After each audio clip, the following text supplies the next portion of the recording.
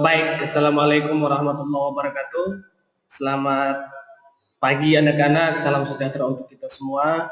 Semoga pada kesempatan kali ini kita semua tentunya selalu dalam keadaan sehat walafiat, dan kita berharap kepada Tuhan atau memohon kepada Tuhan bahwa semoga segala aktivitas yang kita lakukan pada hari ini dan hari-hari berikutnya itu mendapat uh, ridho Allah Subhanahu wa taala atau menjadi ibadah di sisi Allah Subhanahu wa taala. Amin. Pada kesempatan kali ini kita akan belajar mata pelajaran ekonomi di semester ganjil di tahun pelajaran 2020-2021. Untuk kelas 10 kita menggunakan kurikulum 2013. Dengan materi awal di pertemuan kita yang pertama ini, kita bahas atau kita belajar tentang mendeskripsikan konsep dasar ilmu ekonomi dengan 4 indikator yang harus kita pelajari, yang wajib untuk adik-adik bisa memahami dari 4 indikator itu. Jadi indikator yang pertama yang perlu kita pelajari adalah apa itu ilmu ekonomi, atau pengertian secara umum atau secara khusus terkait dengan ilmu ekonomi, ataukah pengertian ilmu ekonomi menurut para ahli. Kemudian di indikator yang kedua, memahami konsep prinsip ekonomi, dan yang ketiga konsep motif ekonomi, dan yang terakhir adik-adik juga harus tahu pembagian ilmu ekonomi atau beberapa jenis ilmu ekonomi. Nah, kita masuk pada poin yang pertama atau indikator yang pertama pada konsep dasar ilmu ekonomi adalah pengertian ilmu ekonomi. Jadi mohon maaf adik-adik, slide yang Pak Guru gunakan ini adalah slide tentang COVID-19. Jadi tidak perlu digubris terkait dengan, tidak perlu dipikirkan terkait dengan slide yang Pak Guru gunakan, latar belakang slide yang Pak Guru gunakan, tapi fokus pada materi yang perlu Pak Guru sampaikan. Oke, kita balik. Yang pertama adalah pengertian ilmu ekonomi secara umum. Nah, secara umum ilmu ekonomi merupakan suatu bidang ilmu yang mempelajari mengenai pengelolaan sumber daya, baik itu secara perorangan, kelompok masyarakat, hingga suatu negara dalam upaya untuk mencapai kemakmuran dan kesejahteraan. Itu definisi sederhana terkait dengan pengertian ilmu ekonomi. Kemudian secara etimologi atau berdasarkan suku kata, ekonomi itu dibagi menjadi 2 suku kata yang berasal dari bahasa Yunani. Yang pertama adalah oikos, yang artinya keluarga atau rumah tangga. Jadi oikos itu berasal dari bahasa Yunani yang artinya keluarga atau rumah tangga. Kemudian nomos, yang artinya tata aturan atau hukum. Nah, jadi secara literasi, definisi ekonomi adalah tata aturan rumah tangga atau pengelolaan rumah tangga.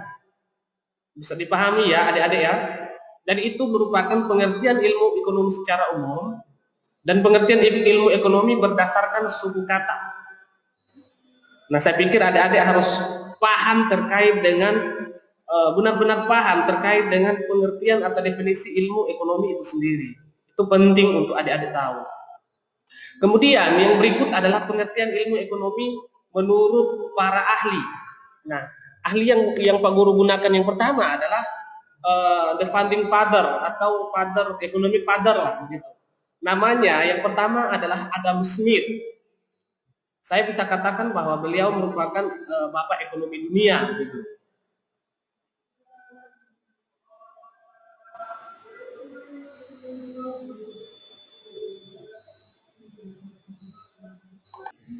Oke, baik anak-anak, kita lanjut terkait dengan pengertian ilmu ekonomi menurut para ahli. Yang pertama adalah Adam Smith. Nah, menurut Adam Smith, ilmu ekonomi merupakan ilmu yang mempelajari perilaku manusia dalam mengelola berbagai sumber daya terbatas atau tidak terbatas untuk mencapai tujuan-tujuan tertentu dalam hidupnya. Kemudian menurut Muhammad Hatta, ekonomi adalah ilmu yang mempelajari proses-proses tercapainya kesejahteraan dan keadilan sosial dalam suatu masyarakat.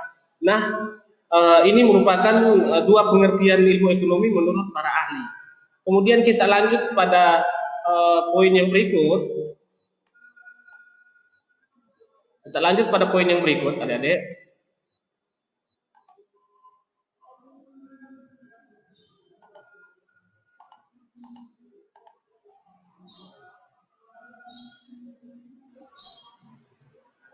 Baik, kita lanjut pada poin yang berikut adalah terkait dengan beberapa kegiatan ekonomi. Yang pertama adalah kegiatan produksi. Nah, merupakan aktivitas yang berkaitan dengan berbagai usaha untuk menambah nilai guna dari barang dan jasa. Aktivitas ini adalah pengumpulan sumber daya, yaitu sumber daya alam, sumber daya manusia, modal, dan keahlian. Kemudian yang kedua, konsumsi. Konsumsi merupakan aktivitas yang berkaitan dengan penggunaan barang dan jasa. Hal ini ditentukan oleh tingkat penghasilan dan nilai kebudayaan masyarakat. Kemudian yang terakhir adalah distribusi. Merupakan aktivitas yang berkaitan dengan penyebaran barang atau jasa yang diproduksi. Nah, ini merupakan 3 kegiatan ekonomi yang perlu diperhatikan oleh pelaku ekonomi itu sendiri. Kemudian yang berikut adalah prinsip ekonomi. Jadi prinsip ekonomi atau prinsip yang harus dipegang oleh para pelaku ekonomi itu sendiri adalah usaha yang dilakukan untuk mendapatkan hasil sebesar-besarnya dengan alat yang ada, dan untuk usaha untuk mendapatkan hasil tertentu dengan biaya seminimal mungkin. Jadi prinsip ekonomi ini itu harus dipegang teguh oleh para pelaku ekonomi itu sendiri. Kemudian yang berikut adalah kita bicara soal motif ekonomi. Jadi di sini disajikan ada 2 motif ekonomi. Yang pertama adalah motif intrinsik dan yang kedua adalah motif ekstrinsik. Nah, motif intrinsik adalah alasan atau tujuan yang bersumber dari diri sendiri untuk melakukan tindakan ekonomi. Kemudian motif ekstrinsik, alasan atau tujuan yang bersumber dari orang lain untuk melakukan tindakan ekonomi. Dalam hal ini bisa kita simpulkan bahwa motif intrinsik itu merupakan pengaruh dari dalam diri sendiri untuk melakukan suatu tindakan ekonomi. Kemudian motif ekstrinsik itu pengaruh dari orang lain, artinya orang lain yang akan mempengaruhi kita untuk melakukan tindakan ekonomi. Kemudian yang berikut adalah tindakan ekonomi. Di sini juga ada 2 tindakan ekonomi. Yang pertama adalah tindakan rasional, kemudian yang kedua adalah tindakan irasional. Nah, tindakan rasional berkaitan dengan usaha manusia dalam menentukan pilihan terbaik dan menguntungkan dan sesuai dengan kenyataan. Kemudian tindakan irasional berkaitan dengan usaha manusia dalam menentukan pilihan terbaik dan menguntungkan, namun tidak sesuai dengan kenyataan. Kemudian yang berikut adalah pembagian ilmu ekonomi. Nah, ada 2 pembagian ilmu ekonomi. Yang pertama adalah ekonomi makro dan yang kedua adalah ekonomi mikro. Kemudian yang berikut terakhir, ya, selamat belajar, semoga sukses anak-anak, thank you. Kemudian jangan lupa pakai masker. Terima kasih. Assalamualaikum warahmatullahi wabarakatuh.